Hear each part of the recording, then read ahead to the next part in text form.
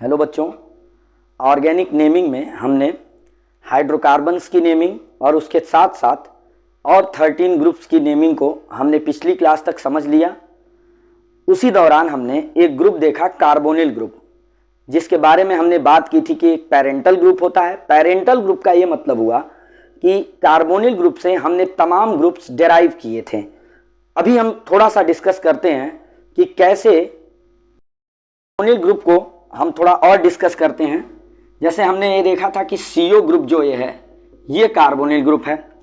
अब यहाँ पे कार्बन की 2 वैलेंसीज वैकेंट हैं, मतलब आप फ्री हो इसमें हाइड्रोजन रखने के लिए, एल्किल ग्रुप रखने के लिए, OH रखने के लिए, कोई हेलोजन ग्रुप जैसे क्लोरीन, ब्रोमीन रखने के लिए। तो जैसे जैसे आप इनकी वैलेंसीज को सैचुरेट करते जाते हैं अलग अलग ग्रुप से, तो आपको अलग अलग फैमिलीज मिलती जाती हैं। से दैट हमने फर्स्ट यहाँ पे क्या रखा, कोई एक एटम हमने हाइड्रोजन रखा और इधर हमने एक एल्किल ग्रुप रखा, तो हमको क्या मिल रहा है, RCHO। तो ये ग्रुप बन जाता है एल्डिहाइड ग्रुप, CHO ग्रुप। अब आप पिछली वीडियो में हमारे देख के बताएंगे कि CHO के लिए हमने सफिक्स क्या लगाया था, R। अब एक और चीज है कि यहाँ जरूरी नहीं है कि आप एल्किल ग्रुप ही रखो, आप यहाँ हाइड्रोजन रख करके भी एल्डिहाइड पा सकते हो, क्योंकि यहाँ ऑलरेडी एक कार्बन दिख रहा है। मतलब कहने का यह है, कार्बोनिल ग्रुप से अगर आपको एल्डिहाइड बनाना है तो इसकी एक वैलेंसी आप हाइड्रोजन से सैचुरेट कराएंगे। सेकेंड ग्रुप हमने कार्बोक्सिलिक एसिड ग्रुप देखा था। अगर इस वैलेंसी को हमने इन दो में से एक वैलेंसी को OH ग्रुप से सैचुरेट कराया तो हमको मिलता है कार्बोक्सिलिक एसिड ग्रुप। यहाँ पे आप वही चीज हाइड्रोजन रख सकते हो या फिर एल्किल ग्रुप रख सकते हो, R रख सकते हो आप, मीन्स RCOH कार्बोक्सिलिक एसिड हो जाता है। ऐसे ही इसी ग्रुप से हम अगर दोनों तरफ हमने एल्किल ग्रुप्स रख दिए, R and R dash, means ये सिर्फ और सिर्फ हमें CO ग्रुप दिख रहा हो, दोनों तरफ एल्किल ग्रुप्स दिख रहे हो, तो ये जो फैमिली बनती है या ऐसे कंपाउंड्स जो हमको मिलते हैं, इनको हम नाम देते हैं कीटोन का। फिर नेक्स्ट ग्रुप था कि एक तरफ हमने एल्किल ग्रुप रखा, दूसरी तरफ एल्कॉक्सी ग्रुप रखा। एल्कॉक्सी ग्रुप रखने का मतलब ये हुआ कि इस कार्बन से पहले हमने ऑक्सीजन को जोड़ा और फिर ऑक्सीजन को एल्किल ग्रुप से जोड़ दिया। Alkoxy, alkyl and oxygen, alkoxy group जोड़ दिया। तब जो ग्रुप हमें मिला था वो ग्रुप होता है एस्टर ग्रुप। फिर नेक्स्ट ये था कि हमने यहां पे इस वैलेंसी को NH2 से सैचुरेट कराया और यहां पर एल्किल ग्रुप रहने दिया या फिर हाइड्रोजन ऐड कर दिया। तो जब CONH2 हमको दिखता है तो इसको हम नाम देते हैं, इस फैमिली को हमने नाम दिया था एमाइड फैमिली। फिर क्या था, इस NH2 की जगह पे आप जो ये वैलेंसी हमारी सेकेंड वैलेंसी है, इसमें हमने एक कोई हैलोजन ग्रुप रखा, तो इसको हम नाम देते हैं एसिल हैलाइड। से दैट यहां हमने क्लोरीन रखा, तो आपको जब COCl मिला तो इसको आप बोलोगे एसिल क्लोराइड ग्रुप। यहां आप हाइड्रोजन भी रख सकते हो या फिर एल्किल ग्रुप रखोगे। हाइड्रोजन रखोगे तो आपको फर्स्ट मेंबर मिलने वाला है, उसके बाद आप CH3, C2H5 या कोई एरिल ग्रुप भी रख सकते हो आप। तो ये हो गया एसिल हैलाइड। तो एक बार आप समराइज कर लीजिए, जैसे इस एल्डिहाइड का क्या हो गया, RCOH। कीटोन्स क्या हो गए, RCO, R डैश। ये R और R डैश सेम भी हो सकते हैं, डिफरेंट भी हो सकते हैं। मीन्स जैसे आपने यहाँ CH3 रखा, यहाँ भी आप CH3 रख सकते हो, या यहाँ आपने CH3 रखा और यहाँ C2H5 रख सकते हो, या हायर चेन भी आप रख सकते हो। यहाँ पे एस्टर्स में हमने क्या देखा था कि यहाँ एल्कॉक्सी ग्रुप आ गया, RCOOR डैश, ये एस्टर हो गया था। एमाइड्स क्या थे, RCONH2, ये एमाइड हो गए। हैलाइड्स, एसिल हैलाइड क्या होते थे, RCOX, ये एसिल हैलाइड हो गए। जैसे यहाँ क्लोराइड आया तो क्लोरीन, ब्रोमाइड लिखा तो Br। ये था एक पेरेंटल ग्रुप जो कार्बोनिल ग्रुप था, इसके बारे में हमने बात की। ये कौन सा ग्रुप, कार्बोनिल ग्रुप, जो कि एक पेरेंटल ग्रुप है, एक तरह से समझिए मास्टर ग्रुप है, इससे आप कई दूसरे ग्रुप्स को बनाते हो जो कि ये ग्रुप्स हैं। अब इतना समझने के बाद हम लोग एग्जाम्पल्स की तरफ बढ़ेंगे। हमने अभी तक मटेरियल्स कलेक्ट किए, जैसे हमें घर बनाना है तो हमने ईंट जुटाई, सीमेंट जुटाया, बालू जुटाया। अब इसको हम बनाएंगे कैसे? हमने शुरू में देखा, हमने प्रीफिक्स की जानकारी ली अपने फर्स्ट वीडियो में। प्रीफिक्स मतलब जो नंबर ऑफ कार्बन एटम के बेसिस पे डिसाइड करते हो आप, जैसे मेथ, एथ, प्रो, ब्यूट। आप जब पहली वीडियो देखेंगे मेरी तो उसमें आप इसको देख पाएंगे। सेकेंड थिंग हमने बात की कि एक सफिक्स होता है, नाम का जो दूसरा हिस्सा होता है कंपाउंड्स के, जिसको हम सफिक्स बोलते हैं, जो फैमिली के अकॉर्डिंग डिसाइड किया जाता है।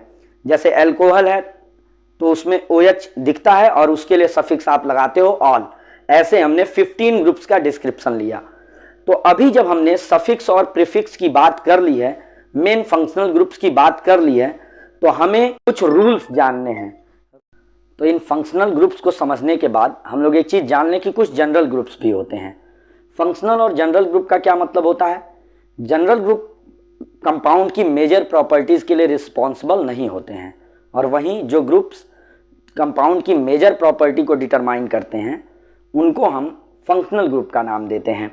जैसे एक कंपाउंड आपने लिया, हम एक डिस्कस करते हैं एक एग्जाम्पल के जरिए कि एक कंपाउंड हमने ऐसे ले रखा है CH3 CH Cl CH2 OH। तो यहाँ OH ग्रुप भी है और Cl ग्रुप भी है। तो इसमें से कौन सा ग्रुप जनरल होगा और कौन सा ग्रुप फंक्शनल होगा, ये चीज अभी हम आगे प्रायोरिटी ऑर्डर देखेंगे। बट यहाँ आप ये समझिए कि जैसे ये एक अल्कोहल है, अल्कोहल होने का मतलब ये अल्कोहल की फैमिली में गया। इसका ये मतलब है कि कहीं ना कहीं ये जो OH ग्रुप है यही फंक्शनल ग्रुप बन रहा है, यही क्रियात्मक समूह बन रहा है। और जबकि ये जो Cl है, क्लोरो है, ये जनरल ग्रुप बन गया या साधारण ग्रुप बन गया।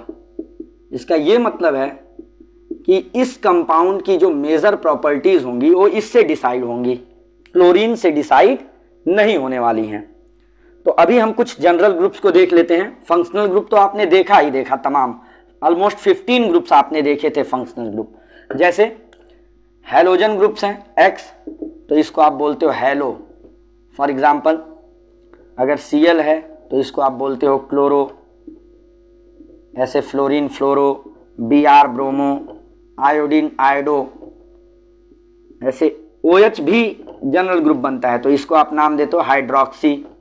ऐसे जो जो ग्रुप्स जनरल ग्रुप बनेंगे उनके लिए हम जनरल ग्रुप के टाइम पे क्या प्रीफिक्स लगाएंगे वो हम समझेंगे, है ना। थर्ड जैसे NO2, तो इसको आप बोलते हो नाइट्रो। आपने पिछली वीडियो में देखा था एक ग्रुप था CN जिसको आपने नाम दिया था नाइट्राइल। अगर ये जनरल ग्रुप बन जाता है तो इसको नाम दिया जाता है साइनो का।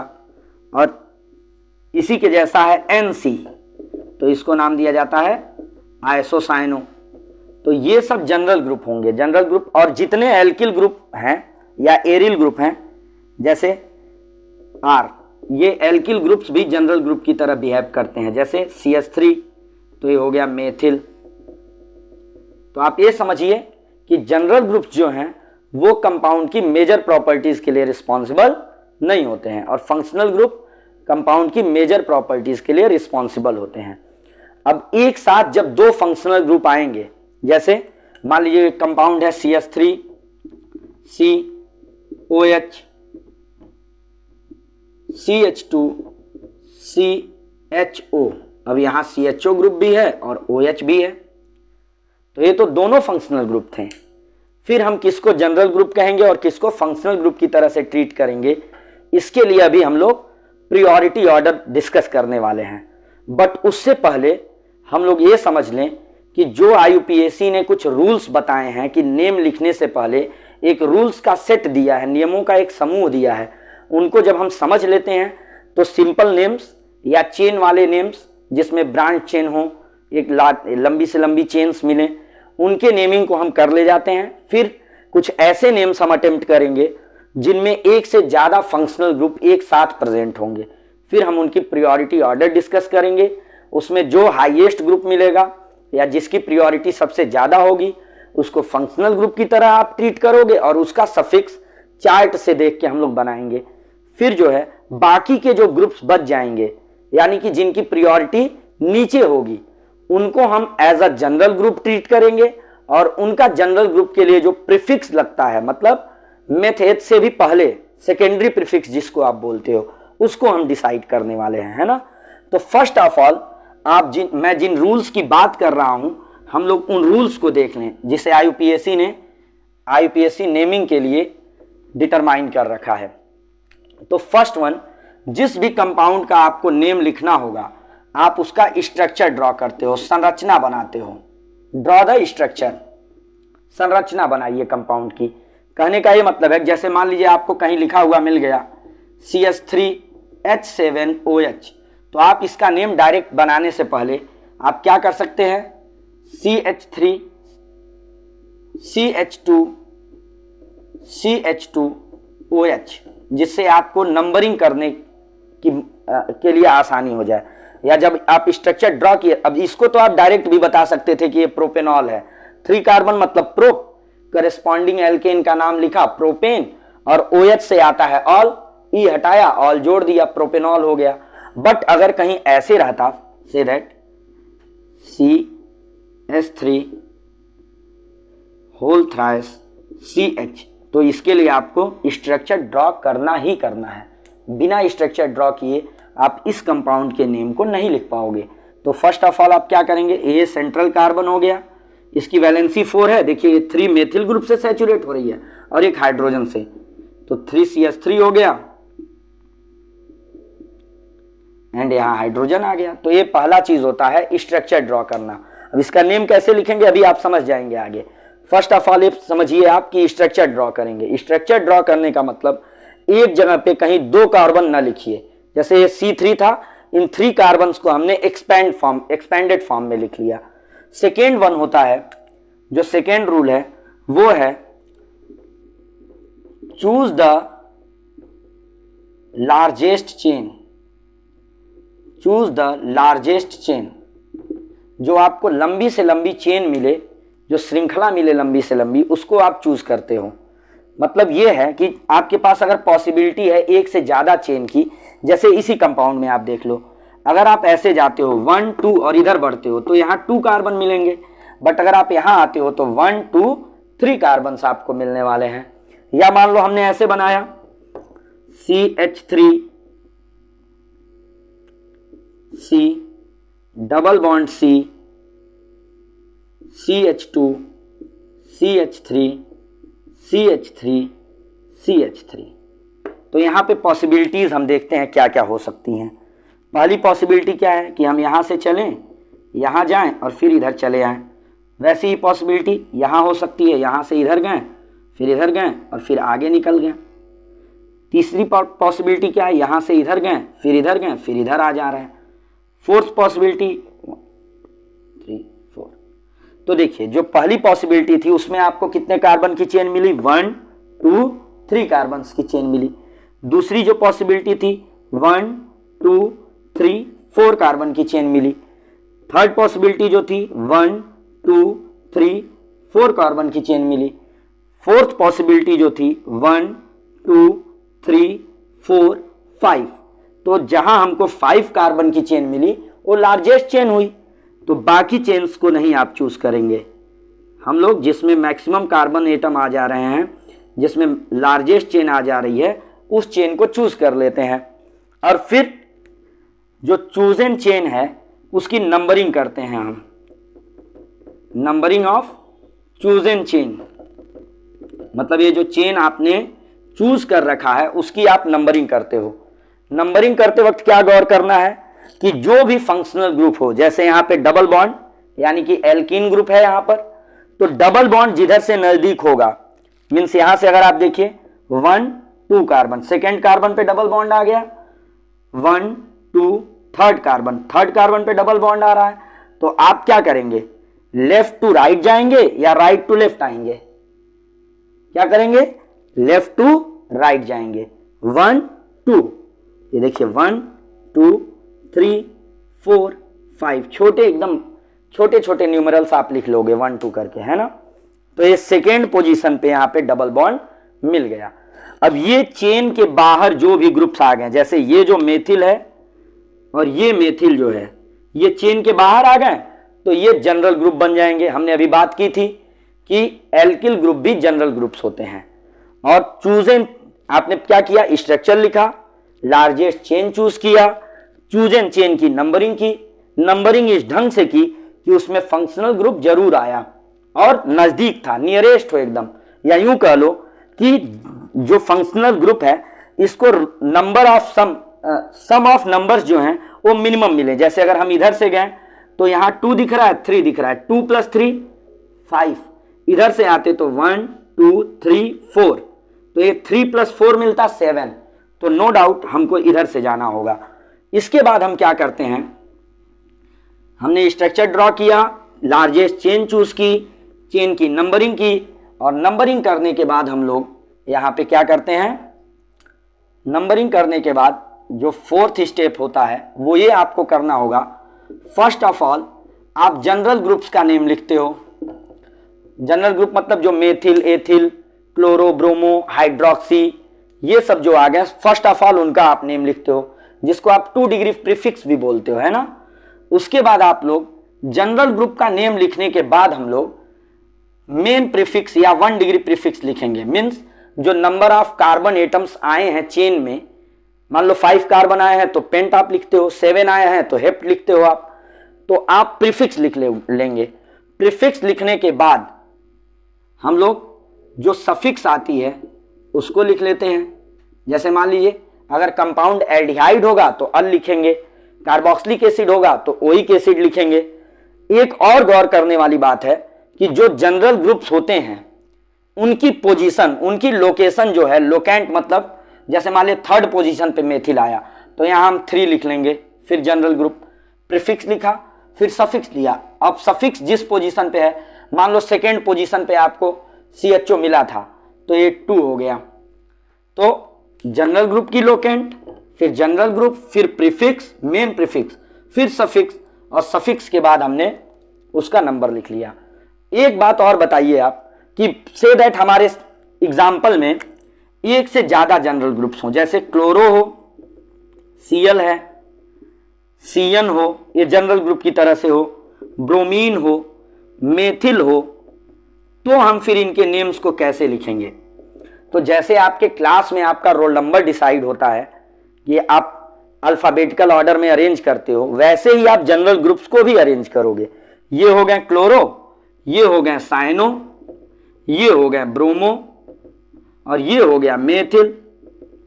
तो अगर ये एक क्लास के स्टूडेंट्स होते हैं तो इनको आप कैसे रोल नंबर अलॉट करते हैं। इसका नेम शुरू हो रहा है C से, इसका भी C से शुरू हो रहा है, ये B से शुरू हो रहा है और ये M से शुरू हो रहा है।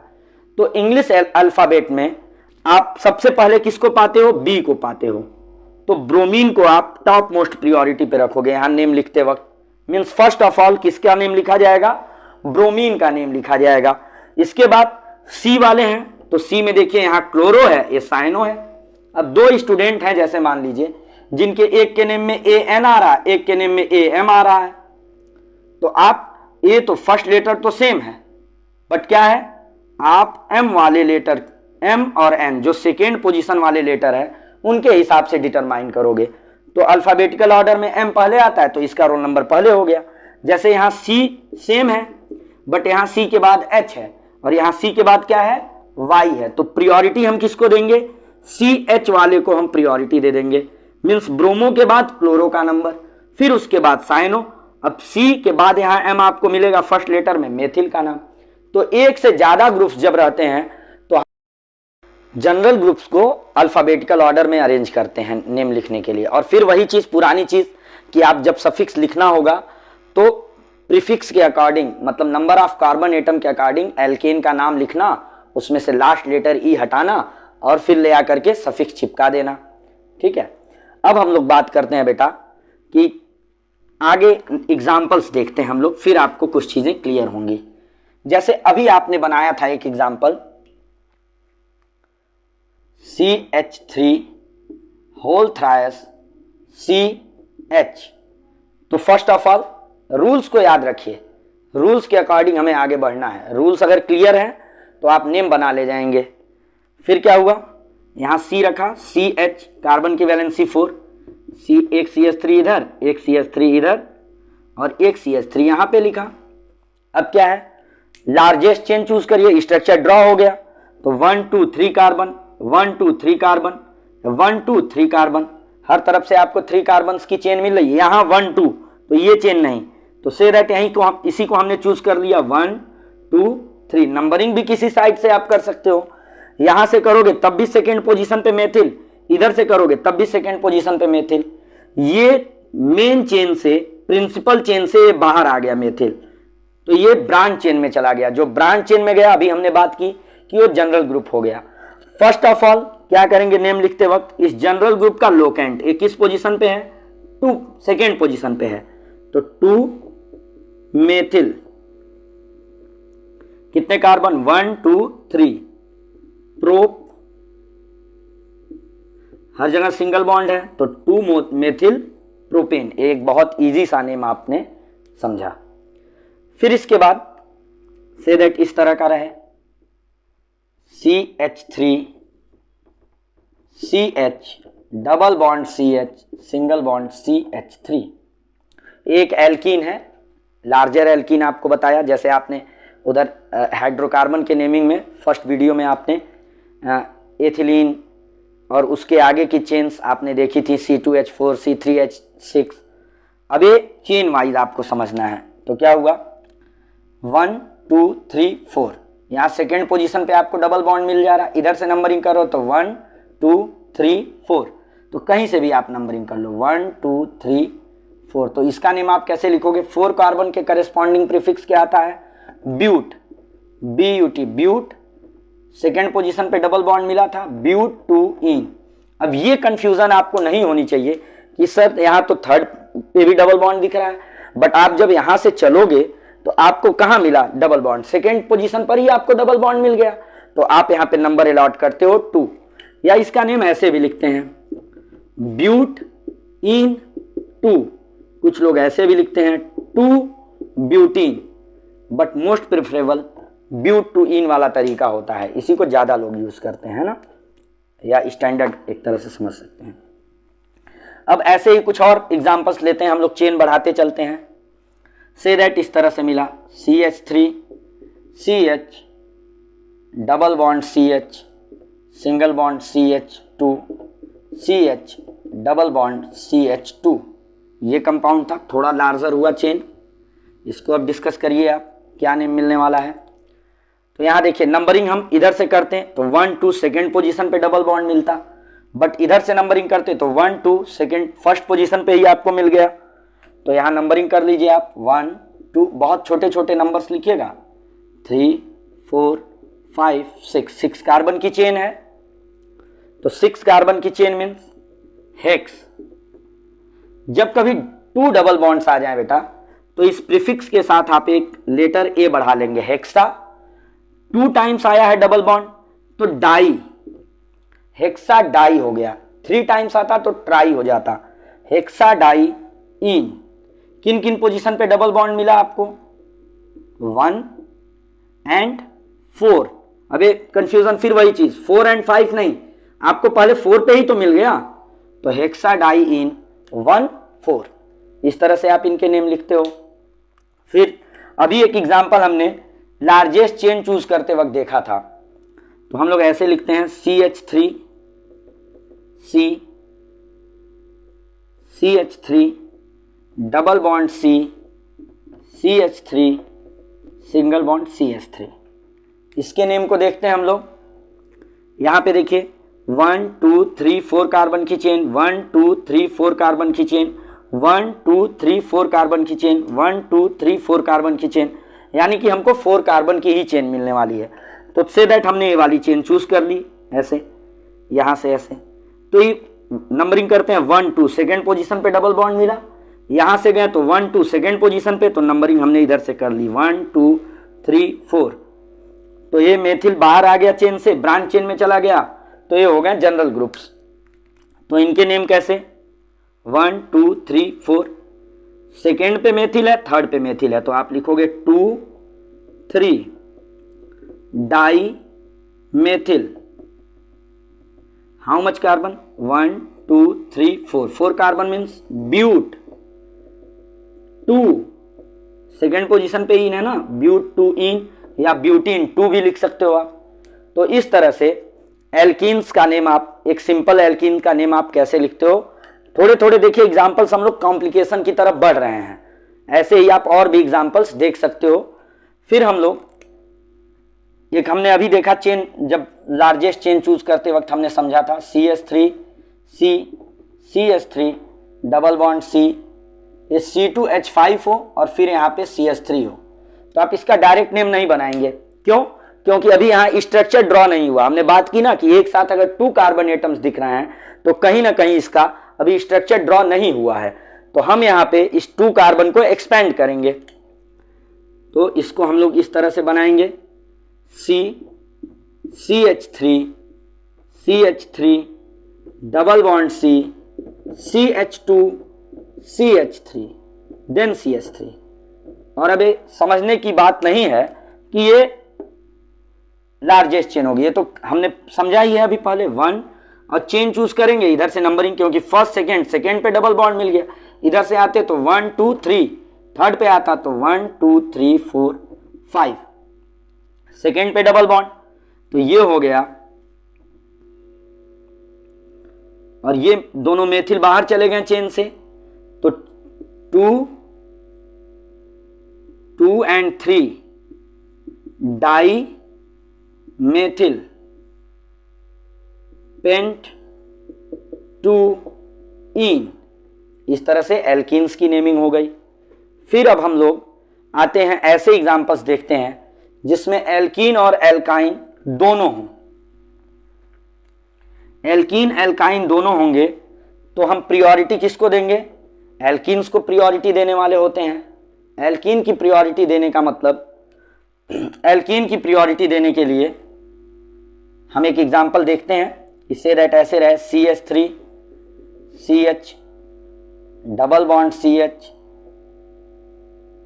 CH2 C triple bond CH। तो देखो यहाँ एल्कीन भी है एल्काइन भी है, मतलब यहाँ पे डबल बॉन्ड ट्रिपल बॉन्ड, तो अगर इधर से नंबरिंग करें तो एल्काइन पहले आने वाला है, इधर से नंबरिंग करें तो डबल बॉन्ड, तो आप डबल बॉन्ड को कंसीडर करके चलेंगे। तो नंबरिंग इधर से करते हैं 1 2 3 4 5 6, क्या हो गया? सेकेंड पे इन और फिफ्थ पर आइन, कितने कार्बन? हेक्स 2 इन एंड 5 आइन, इसका नेम हो गया। ऐसे कंपाउंड को इन आइन भी लिखा जाता है, जैसे हेक्स इन आइन, और फिर इनके लोकेंट्स जो हैं 2 5 लिख दोगे आप। तो इस तरह से आपने एल्केन और एल्कीन और फिर एल्काइंस के नेम को समझ लिया। तो फिर इस तरह से एल्कीन और एल्काइंस जिन चेन्स में हों उनकी नेमिंग को आपने समझ लिया। तो आप कुछ प्रैक्टिस करिएगा, नेम बनाने की कोशिश करिएगा। आप अदर फंक्शनल ग्रुप्स वाले भी नेम बना सकते हो मुझे लगता है। हाँ, ये चीज़ है कि एक साथ अगर एक से ज़्यादा फंक्शनल ग्रुप्स हैं तो उनके नेम आप बनाने अभी नहीं सीखा है आपने, जिसको हम लोग अपनी नेक्स्ट क्लास में समझेंगे। तो आपको यहाँ तक की ऑर्गेनिक नेमिंग एक सीक्वेंस में समझने के लिए आपको मेरी पिछली जो भी 2 वीडियोस थी ऑर्गेनिक नेमिंग ही हम लोग शुरू किए हुए हैं। तो आप फर्स्ट वीडियो को देखो, उसके नोट्स को बनाओ, सेकेंड वीडियो देखो, नोट्स बनाओ, और अब इस वीडियो को देखने के बाद आप हर हाल में कुछ प्रैक्टिस प्रॉब्लम्स, कुछ एग्जाम्पलर क्वेश्चंस जरूर करिएगा। और उसके बाद हम लोग नेक्स्ट वीडियो में जब मिलेंगे तो हम लोग complicated more than these examples, इससे भी हम लोग कॉम्प्लिकेटेड एग्जाम्पल मीन्स एक के साथ एक दूसरे ग्रुप्स भी हों, फंक्शनल ग्रुप प्रेजेंट हों, तो उनकी प्रायोरिटी ऑर्डर कैसे डिटरमाइन की जाती है और उसके बाद फिर उनका नेम कैसे लिखा जाता है, ये चीज़ हम लोग नेक्स्ट वीडियो में देखेंगे। और तब जाके ऑलमोस्ट ये कंप्लीट हो जाएगी ऑर्गेनिक नेमिंग। तब तक के लिए थैंक यू।